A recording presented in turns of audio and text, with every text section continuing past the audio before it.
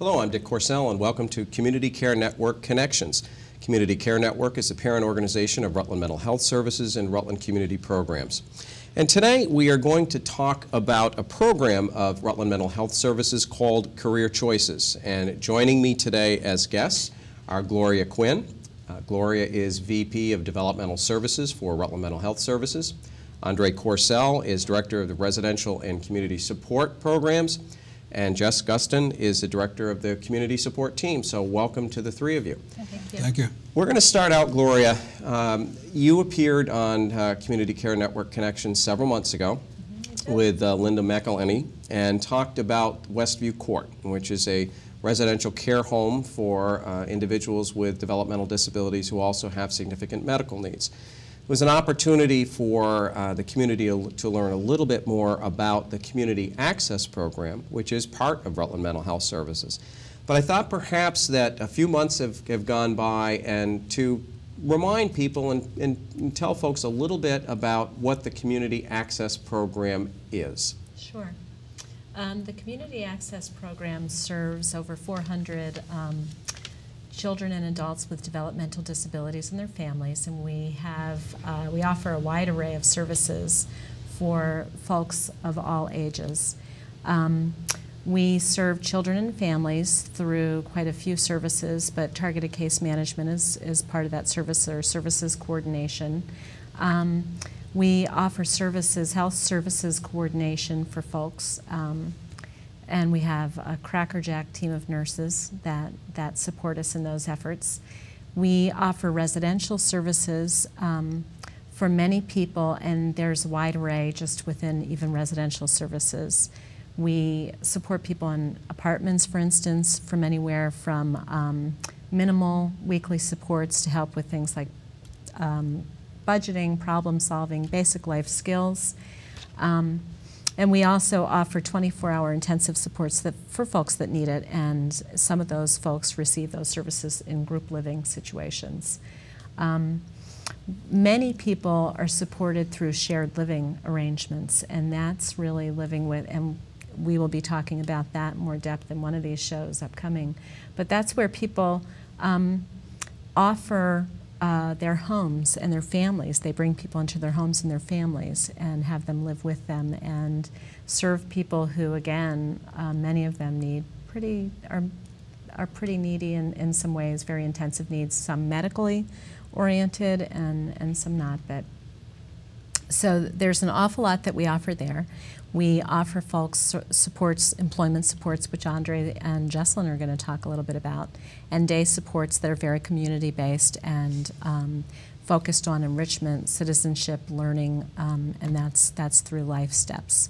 So that's broadly what we offer through Community Access Program.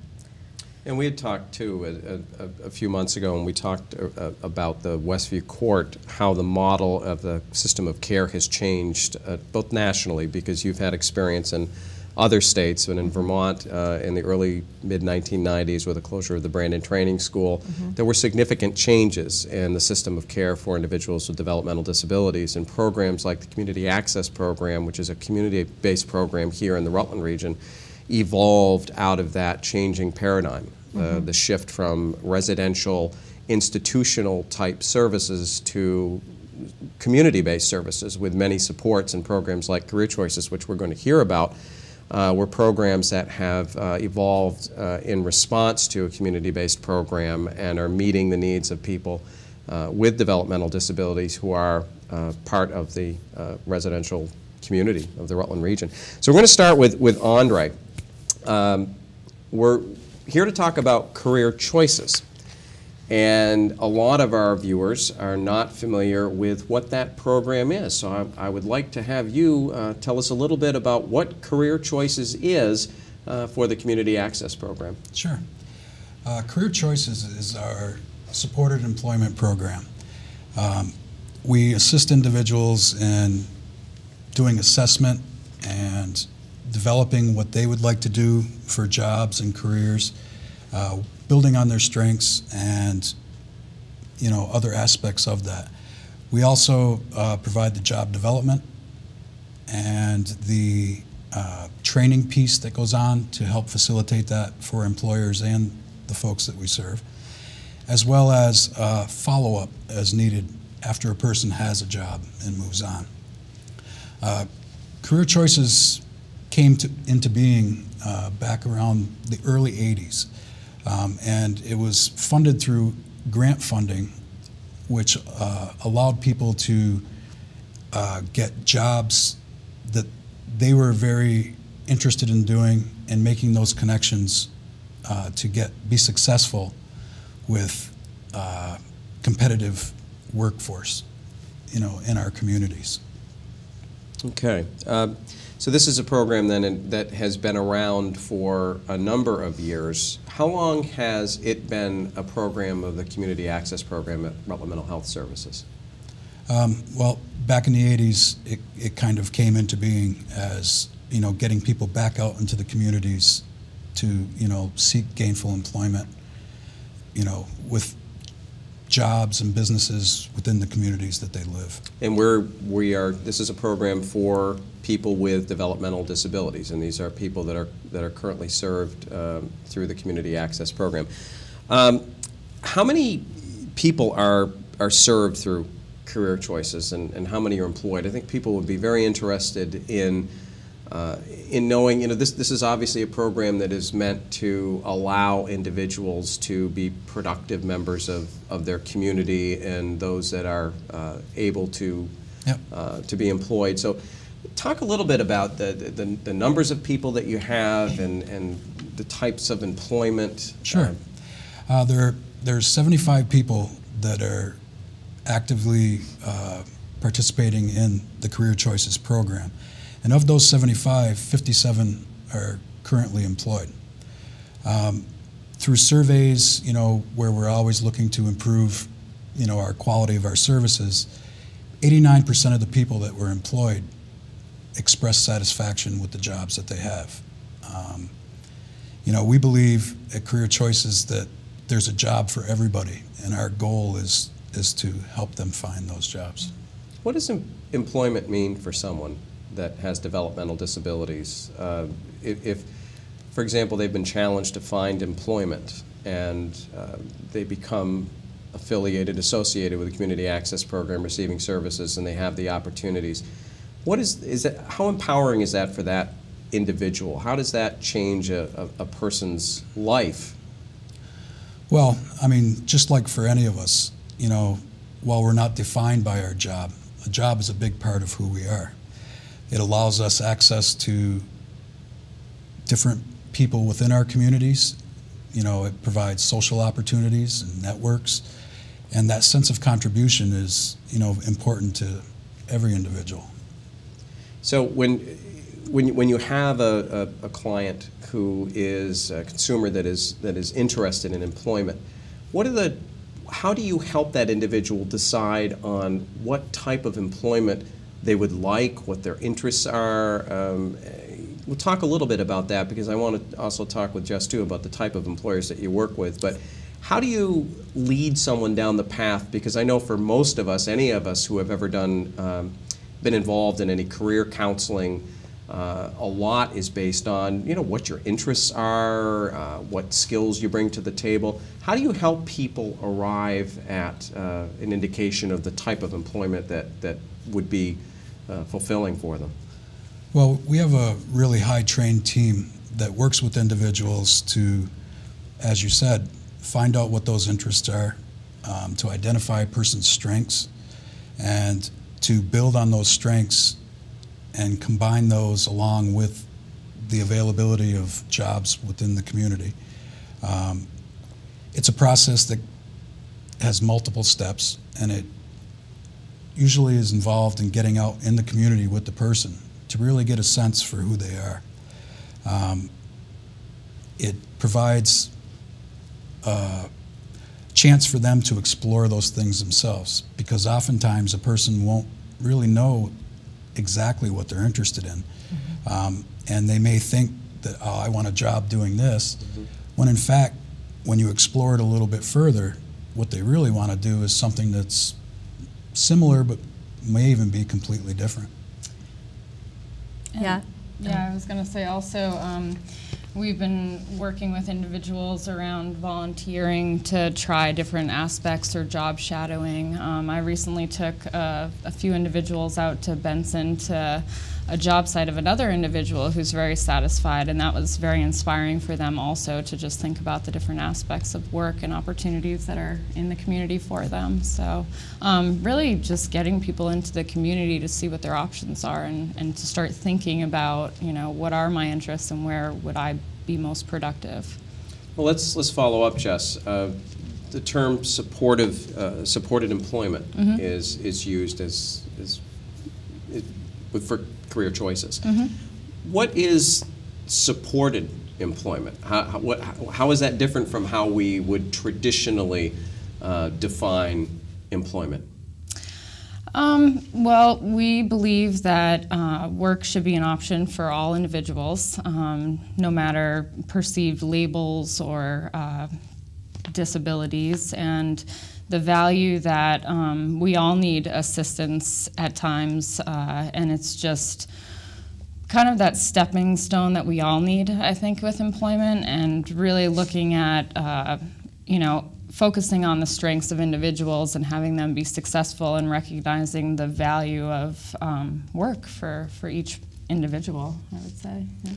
In addition to that, I think career choices also has an equal focus on the employers and what their needs are and what they're looking for in a quality employee. So part of that assessment and going into the next phase of job development is to do just that.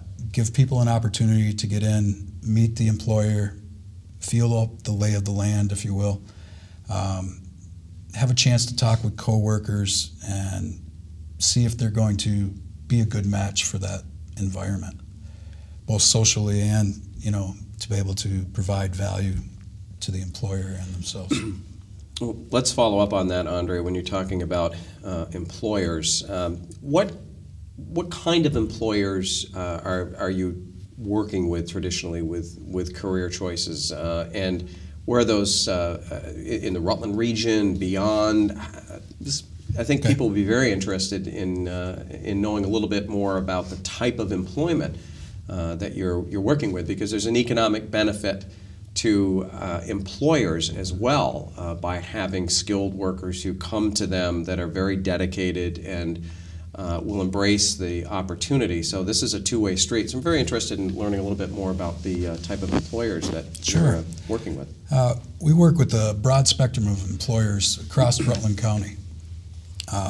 You know, we work with Walmart and Price Chopper, Sears, you know, some of the bigger entities, as well as small businesses, you know, places like the Brass Butterfly, the Wagon Wheel over in Benson.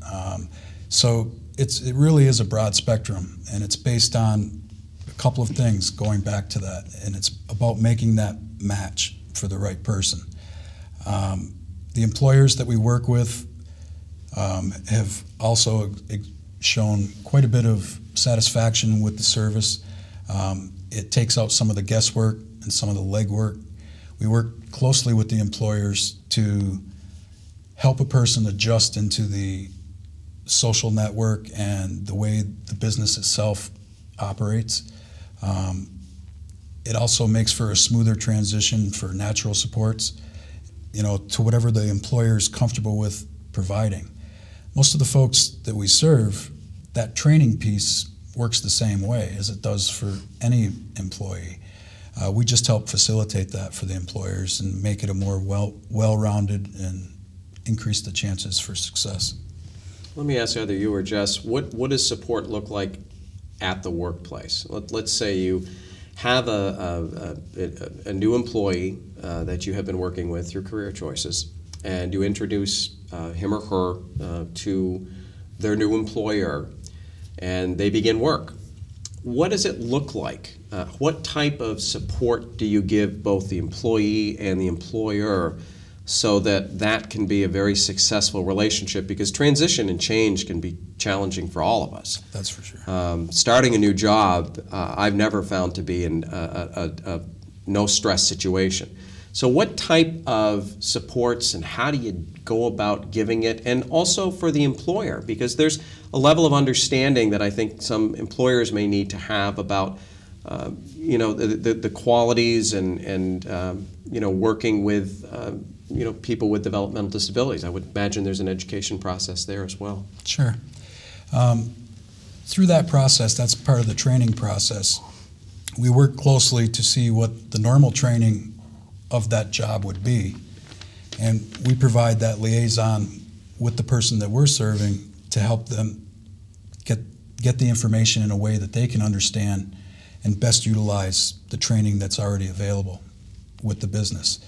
What that allows the employer to do is to be able to do their regular training, and we supplement that. So a person that's assisting an individual that's new on the job would be the accommodation that anybody would have, say if you were blind. You would have an accommodation to help you perform the duties. With the support person or the job developer that's with the individual on the job, they assist that individual in those same manners. A person may not be very good at reading something, but they do very well with auditory cues. So we customize that training piece for the employer and the employee so that everybody is getting the maximum out of what they need.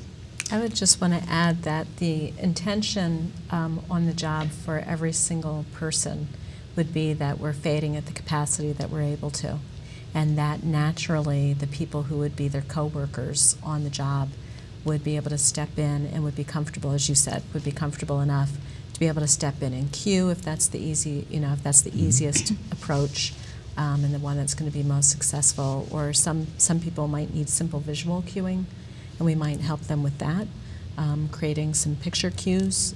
So there are all kinds of ways that we can help to customize based on who the person is, based on their learning style, based on what method is going to be really helpful for them with their coworkers.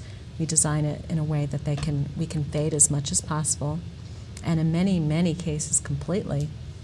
We might be intermittently supporting or giving some guidance to some of the coworkers or to the employer about ways that they can successfully continue to work with the person, and people are very satisfied with that. The reliability of the folks who really want to work, of all folks who really, really want to work and who have strengths and capacities that they can offer to employers is high, and for the majority of the people who are working, they're very successful in their jobs, and people are very employers are very satisfied because they want good, reliable workers who are going to be consistently there and can do what they need them to do.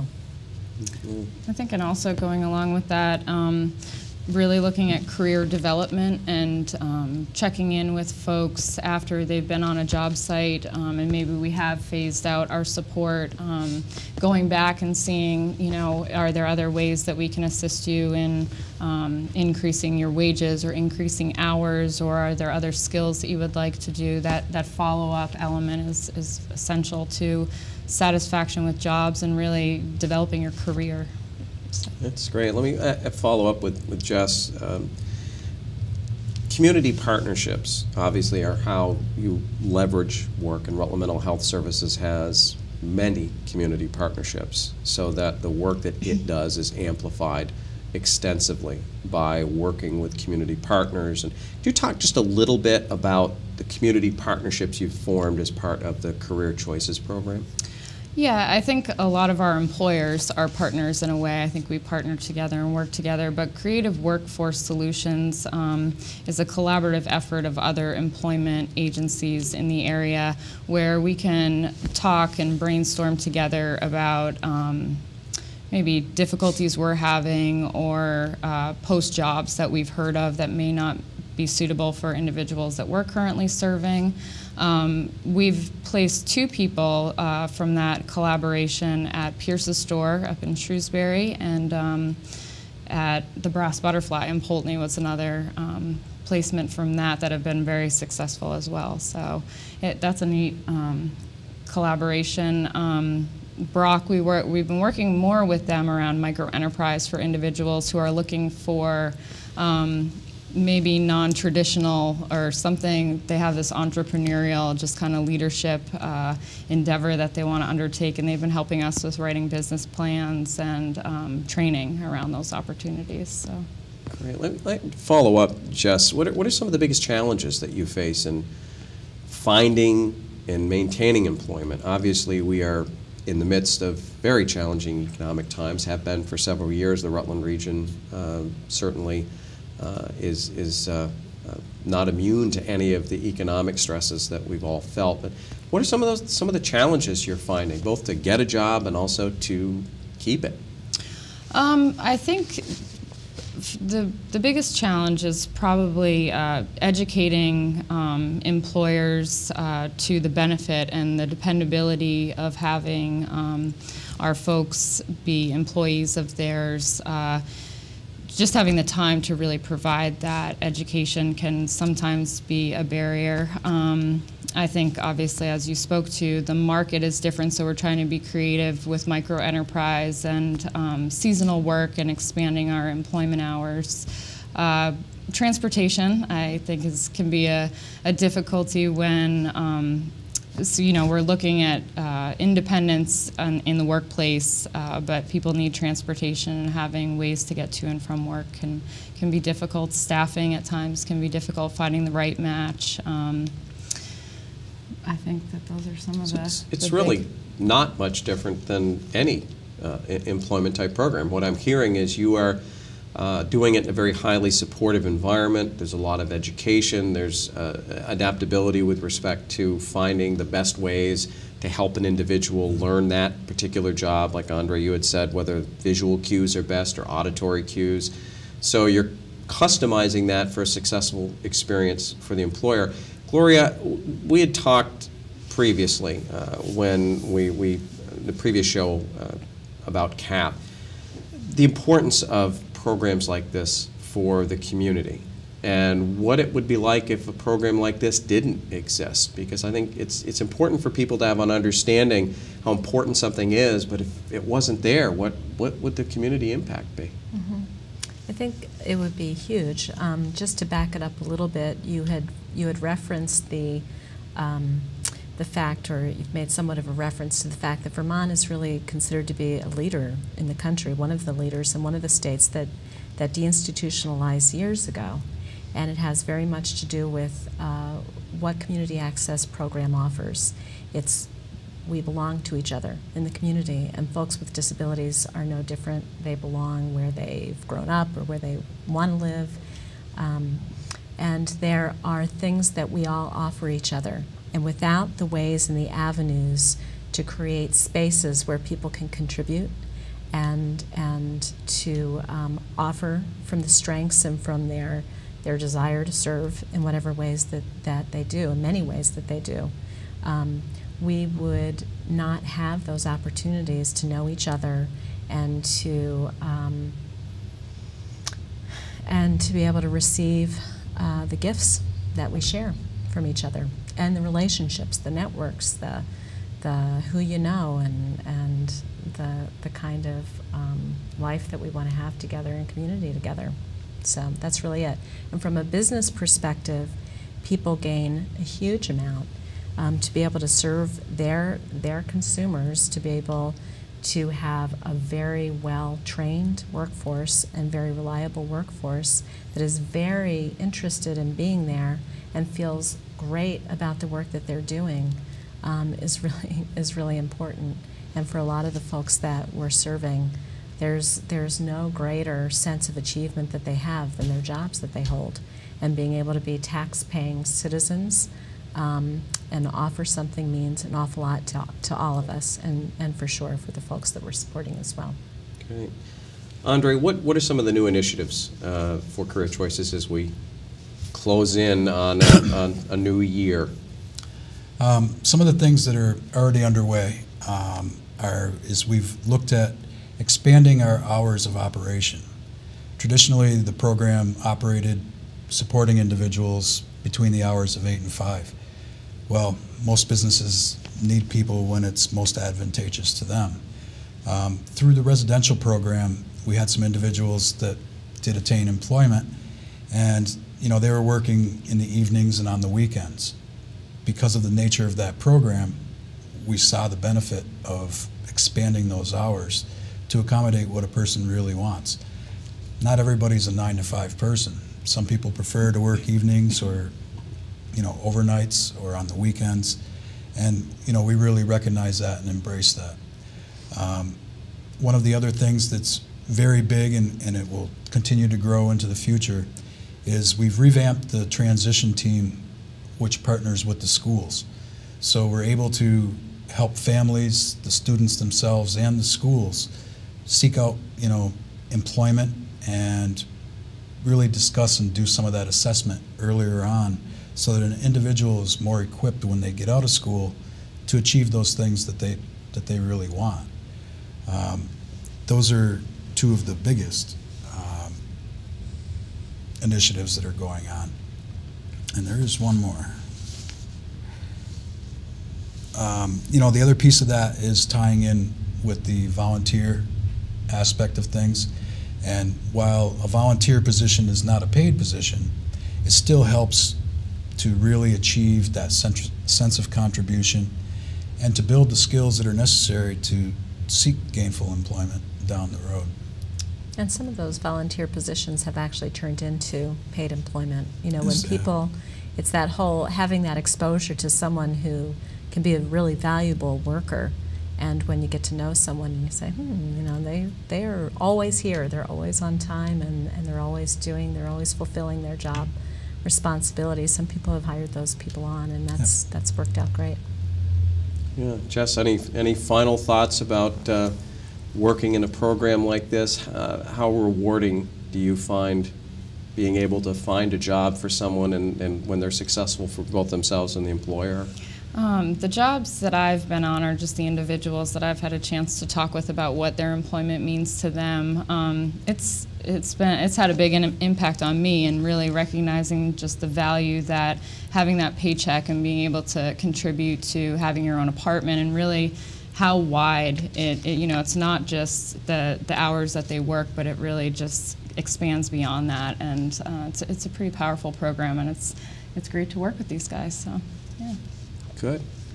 Well, this was it's been great to hear about a program like Career Choices, for the Community Access Program, and Gloria, I know we will be talking in the coming months. Community Access Program has many different outreach activities for individuals in this community with developmental disabilities and their families and the community partners, and as the months come, we will be talking with you and others to learn more about these wonderful programs of the Community Access Program at Rutland Mental Health Services.